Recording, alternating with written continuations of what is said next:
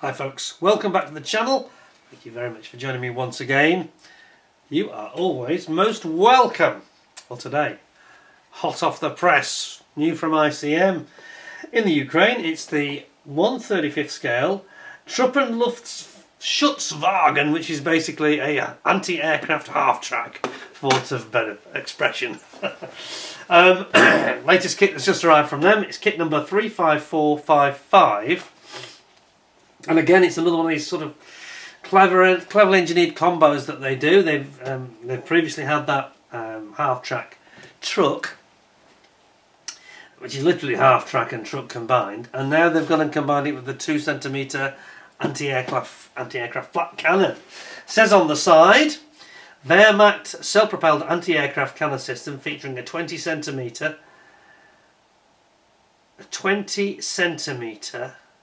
That's not right, that's 20mm or 2cm, that's a typo. Flak 38 gun mounted at 20cm, that would be 200mm, that would be quite something, wouldn't it? It's like a naval gun, you know. So it's a 2cm, 20mm Flak 38 gun mounted on the Sd.Kfz.3b half-track truck. Vehicle can be built in transport or combat configurations. Adjustable gun elevation and optional armour shields are included. Includes marking decals for the gun, and there are 402 parts. That's quite a lot of parts in this fairly modest box. On the side, you can see we have two marking options.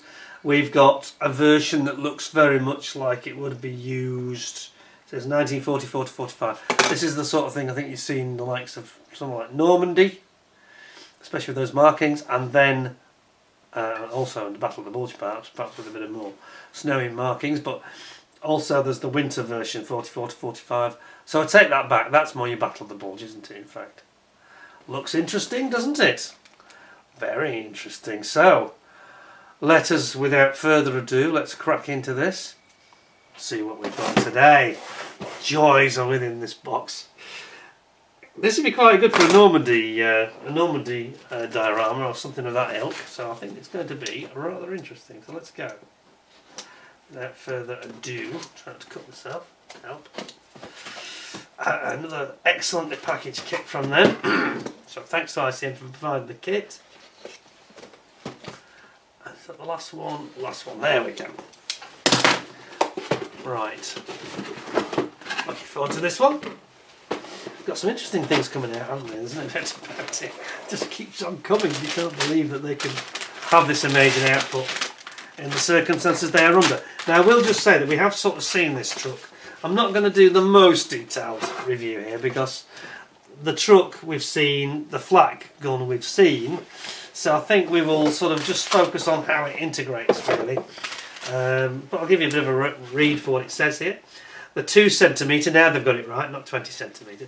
The 2cm Flak 38 anti-aircraft gun began entering service with the Wehrmacht in the second half of 1940. With its reliable design and high rate of fire, it was an effective means of close-range air defence for the Wehrmacht, and its production continued until the end of World War II. I think it was made by Krupp, wasn't it? Or was it Rheinmetall? No, I think it was Krupp. Anyway. In addition to targeting aircraft, the gun could also be used against lightly enemy armoured targets. Like infantry. To increase mobility, these anti-aircraft guns are often mounted on various vehicles, both wheeled and semi-tracked. One such vehicle was the semi-tracked version of the widely used Wehrmacht truck V3000S, which was designated Sd.Kfz.3b, also known as V3000S/SSM. The anti-aircraft guns were mounted in the vehicle's bed and could be placed either on special platforms or without them. In other words, with a rotating ring, I think is what we mean.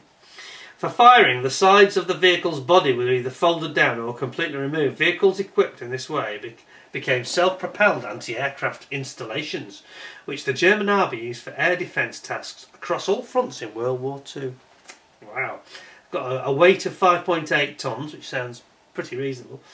Engine is a Ford V8. This is the Cologne V8, isn't it? 8-cylinder, 3.9 litre. Wow. Range of 200 kilometres, I should say. Rate of fire, 480 shots 408 shots per minute that'll be. And a firing range of 4,800 metres. Wow, that's the gun. 2cm calibre. Right, there we go. So, we have got some decals, both decals for the gun and decals for the Flak 38, which I'll zoom you into. First of all, the 3000S, which is fairly basic stuff. It's just really instrumentation and the registration numbers, really. Okay, and then the Flak 38, this one has got a number of aircraft they've already shot down. They're boasting about the number of aerial kills they've got, anti-aircraft kills I should say. Okay, so that's your decals. I can just pop those over there, out of the way. He says, so there's lots of variants of this kit. This time there's quite a few versions in terms of the sprue map. You've got quite a lot of options you're not going to use in this particular case. So yes, you need to pay careful attention to the instructions. I'm going to flash through this very quickly. So you basically build up your chassis rail. It's like a ladder chassis design, engine and all the ancillary components going in here. The spare wheel, engine and gearbox going into the ladder chassis. Radiator goes on, all your connectors. Various components that will ultimately mount the suspension, leaf springs in this case. Your wheels and tyres going on, exhaust going down, all the way down, quite a long exhaust system on this one, down the ladder chassis to the rear. Then it comes to, a bit more zoom now, then it comes to your basic mounting of your half-track elements. So you've got your drive sprockets, and then you've got your road wheels, and you've got your tracks, which are they rubber track? No, they're Lincoln length. Ah yes, that's right, because this is quite a new tool. So you've got a more modern, very up-to-date ICM take on this, which I remember was very good. So you've got all your drive system and your road wheels going together. You've got your Lincoln length tracks being brought together there. Then you build up your cab of your truck. And the main cab with the rear bulkhead and the rear window, the bonnet goes on, and you bring all this together with the mudguards and wings. Your lights go in. Then you've got your flatbed to construct here, and you've got all your rails, your mounting rails that go across underneath because it's inverted, and then you ultimately bring your flatbed area, your cab area, and your chassis with your engine and half track all together there. Then you build up your Flak 38 like so, and again we've seen this before, so I won't go into too much detail. Building up your gun and your armour plate that goes around it, the mounting, the rotating rings that enable it to elevate, and then you've got your mounting, the base plate which rotates, of course, base mount. All your ancillaries come in there, including the sighting equipment, the gunner's seat, and then finally the armour plating which goes on it here. All your ammunition storage boxes go on it as well. This is the interesting part of the kit for me. So what we've got here is where you're mounting it. So you've got your gun and its mounting plate. This is going to be placed and secured onto the flatbed. So it's like a tri-mount. It's like a tri-point, so almost like a tripodal mounting. Then you've got this sort of extra framework that's going to go into the flatbed here as a mounting arrangement, complete with ammunition storage boxes, and then ultimately, as you can see, it gets fixated or fixed into with again additional mounting ammunition boxes going in there as well, and you end up with it mounting. And there are two variants actually. There's one that's got, okay, the two variants are you have the truck sides completely down and removed, or you have the truck sides with the sides up. So you've got two options there. What's strange about that is it doesn't really mention that earlier on, does it? Does it? Hang on a minute, don't remember this. Well, you see, earlier on, slightly confusing, because earlier on it would have you mount the sides up. Doesn't mention about the options until you get to the end. That's a little bit confusing, ICM, if I'm honest. Can you see that? So it shows it all mounted with the sides up, and then suddenly, magically at the end, the sides disappear again, which, if you've already glued them, that's a little bit of a problem. Slight oversight, I think, there. So you might end up having to do it that way, to be honest, with the sides up. Look quite cool with them off, though, wouldn't it? It looked like it's, you know, well and truly in action. Well, there's a third variant. Okay, now, again, they should have explained this earlier, because if you follow the instructions literally, you'll have already mounted the sides up, as I've said. But in this variant, you actually have them just flopped down. So it's like it's just arrived and just going into action, being prepared for action with the side, the sort of sidewalls all flopped down. I quite like that. I think that's my favourite. But be wary, because yeah, I think ICM have sort of added this at the end of the existing instructions, which clearly show you, as I mentioned, clearly shows them mounted with the sidewalls all up and in place. So that's a slight problem. You've got to be a bit wary.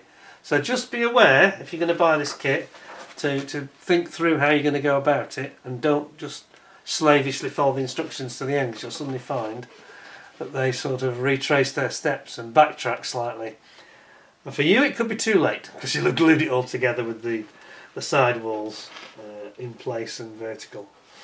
There's also a sighting scope, a rangefinder scope, I should say, here, which it does actually show on the side of the planking. Again, I think that's the best way of doing it. That final option where they flop down gives it that animation. You can see the sidewalls are all sitting down, open. Or here you've got it with the, which you may be forced into if you pay too much attention to the instructions. You may already find that it's too late. You have to have it with the wooden side rails and side walls already up in place. Interesting. I'm going to have to mark them down a quarter of a point for that, because that is a little bit, again, it's a little bit of confusion caused there, because you know they don't give you the options until they've already told you to build it a certain way, and then they sort of backtrack. Confusing. I shall have to email them about that. I can see why they've done it. Somebody's probably forgotten that they've already, you know, they've effectively just added some pages onto the instructions, not realising that what they really need to do is revise or put a warning in. Is there anything? I'm just going to double check. There's no warning to tell you at this point you need to make decisions. For variant 3, okay. Variant 1, variant 2. I'm wrong. ICM have got it right, in fact. It's because I flashed through it quickly. It does actually say variant 1, sides up, variant 2, sides down, variant 3. It's fine. It's fine. It's me. It's just me going through it too quickly. Ignore me. I'm just going at it like a bull in a china shop. My fault. I apologise, ICM. My end. Okay, so let's look at the plastic, and this is where, as I say, I probably won't go through everything. I'm just going to do this quickly, but we have got some interesting parts which we've not seen before in the gun, and here they are. There's a couple of sprues here which we haven't previously seen, and they are this mounting, the gun's mounting. Now, if you remember the gun itself, the one disappointment we had with this kit was the muzzle. On those other kits we looked at recently, they had an open muzzle, but this doesn't. You need to drill it out. It needs a bit of work. But here is the bit that we haven't seen before. So this is the mounting, where you actually add the 20mm cannon onto this mounting point, which sits on the flatbed itself. It's a mount within a mount, so to speak, a special adaptation. You can see the 3 points where it sits with its feet, 1, 2, 3, how it actually mounts to the truck, and then there's a little bit of framework here as well, which is all additional to the normal kit, or the standard version of the kit you may have seen before. On top of that we have these lovely stowage boxes for ammunition. They're actually ammunition boxes. You see they've got the handles built into the ends. So that's very nice. And on top of that, of course, we've got the standard 20mm. See, I nearly did it then. I nearly said 20 centimetre. 20mm or 2 centimetre flat cannon, which we've seen before a couple of times recently, because this is the third iteration. So we won't go into that, I don't think, today. I don't think that's necessary, because you've all seen it already. But I'll put a link, those of you that want to see the whole detail of the flat cannon. Let's just again look at this. Is there any difference in this, actually? I am not sure that there is. In fact, I'm kind of reluctant to open it, to be honest. I'll do it though. For your entertainment, nothing is too much trouble for me. Let's have a look at what we got then. I'm not going to get the whole lot out, I think that'll be pointless, but there's a couple here that I am interested in. And it is this, basically the flatbed, because this is the part of the kit that has got some elements that are slightly different, I think. Or are they? I'm not so sure now I'm looking at them, they look very familiar to me. And we've also got these tyres, which this time they did it by moulding them in plastic, which I do approve of, because I just think they last better, don't they, over the years. You know, once you built your plastic kit, the plastic lasts almost indefinitely, whereas rubber can break down and start to go soft over time. And I think they've done quite a nice job at these, don't you think? Then there's the flatbed area,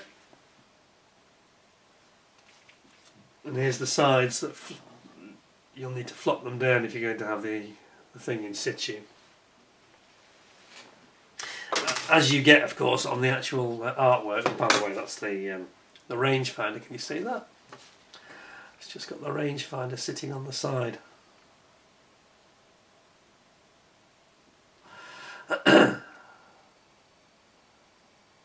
So, bear in mind that you need to... There I was telling ICM off about their instructions, and it was just me that hadn't read them properly. Not good for your reputation. But we all make mistakes. Just proves that I'm not perfect.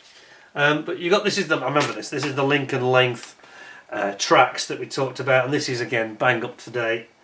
Instead of having rubber tracks, they've gone for all plastic Lincoln length, very much in the style of someone like Tamyar.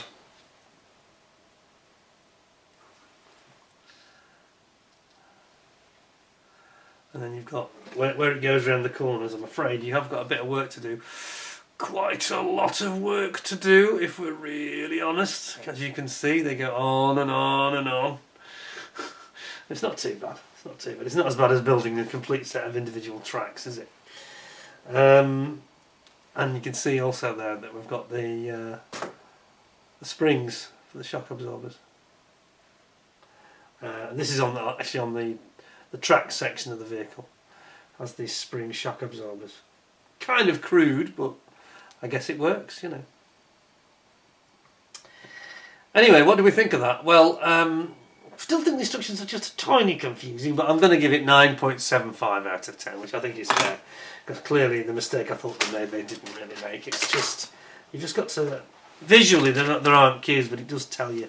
So, you know, that'll teach me to read properly and not to go through things so quickly, trying to speed read. It's always dangerous, isn't it, when you do that? I haven't learned the lesson in my Edward Zero when I did that, although their images were very, very, very hard to follow, I've got to say, in fairness. I think these ICM ones are, yeah, it's just getting used to the style of presentation. What a nice kit though. There's a lot there.